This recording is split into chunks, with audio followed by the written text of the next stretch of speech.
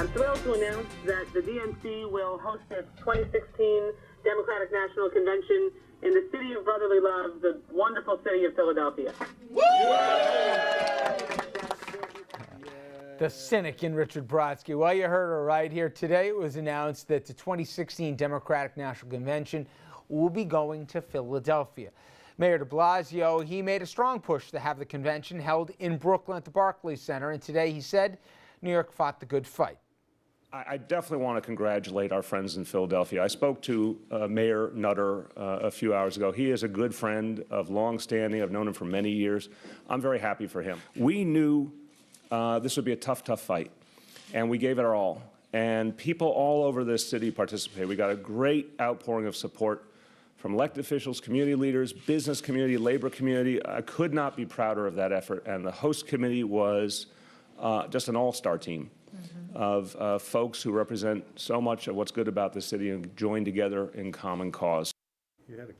Well, tonight, many are speculating as to why New York was snubbed. A lot of people not too long ago thought New York was a clear front runner. Now, some say it may have been corruption case surrounding embattled Assembly Speaker Shelley Silver and the fears that more shoes could drop in that, while others say it could have been something to do with the Eric Garner case and the tensions between police and community, albeit the 2016 is still a good ways away here. Some also say the issue of transportation, getting to and from the Barclays Center, also would have been a hassle. And then there's the other issue, guys, as to assuming, as we all do, that Hillary Clinton, not only the prohibitive favorite, but the likely nominee, what would New York really get her? Dom, I'll start with you. Do you think Hillary land right now is happy that it's Philadelphia? That, you know, at least Pennsylvania usually always goes blue, but this will only help in that case? You already had New York. Well, New York seemed to work for her husband very well, Bill Clinton. But when you look at the numbers, Pennsylvania is a battleground state at play. And when you size it up against New York, why would you come here when you can go to Philadelphia and energize the base there and possibly win Pennsylvania? And you work a little magic maybe with Florida and Ohio, and you're headed to the presidency. Pennsylvania hasn't gone Republican since Papa Bush in '88. I'm not. Does anybody really think that picking your convention site really impacts your electoral results in that state? It never does. Does it? I mean, it didn't work for Obama in Charlotte last go around. In 2000, the RNC convention was in Philadelphia, and certainly and that was for Bush Jr. W. So that didn't work. No. I don't think it has anything to do with. So why don't you think New York got it? Well, here are a few reasons. First, I think that New York City New York City Police Department, and whether we look at Occupy Wall Street, our Eric Garner case, the 2004 Republican convention, there's always been lawsuits, there's always been issues with people being falsely arrested or excessive force cases, and there's a history of that in all the previous things I just named. So I don't think that is something that a convention wants to deal with, that given the history of protesters and NYPD. So that's one. Then corruption and anything else you want on the top of it. But I think it's the history between the false arrests, excessive force against protesters. I think he's exactly right. If there was an objective reason, you know, a lot of this is just tossing balls in the air, but if there was an objective reason, the 2004 Republican convention here gave rise to a whole host of real problems.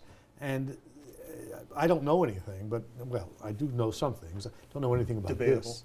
No, thank you. That was too easy for you.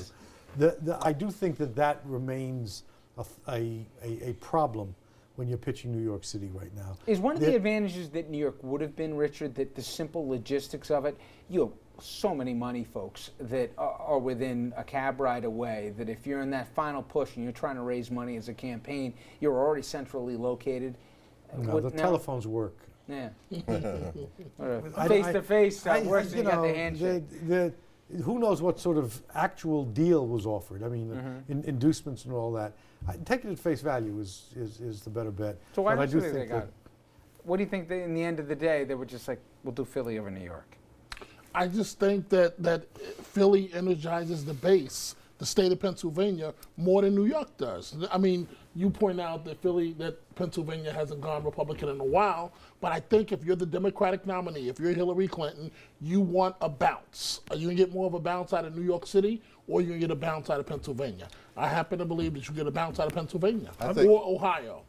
I'm not sure there was really much upside to Hillary Clinton of having it in Brooklyn. I mean, all of the problems that you mentioned that could potentially pop up would reflect badly on Hillary, assuming that she's the nominee, because it's her party in her town, in her state. I mean, other than convenient so that she could, you know, get back to Westchester, I don't think there's really much upside to it. Pennsylvania at least inoculates her. If something, you know, goes wrong on the ground there, it's not really her deal. It would be easy to steal the headlines with anything, you know, given, like I said, there have been a ton of lawsuits and from the 2004 RNC convention against NYP. It'd be, you know, to steal the headlines with something that happens out there in New York City, it will take away from the convention. So I think Philly's safer. The RNC is going to be in Cincinnati, Ohio. So goes Ohio, so goes the nation. Now that makes sense to have your convention. That's many times you hear in Ohio. Philly's safer, but okay. When we come back here, we're going to head down south to Alabama, where a refusal to marry same-sex couples is heading to federal court. Is America ready for same-sex marriages to be not just legalized and stayed here, stayed there, but to be the law of the land? One Supreme Court justice says yes. We asked this question last night. We got an unbelievable amount of response. We'll get to some of that as well. We'll have that conversation straight ahead.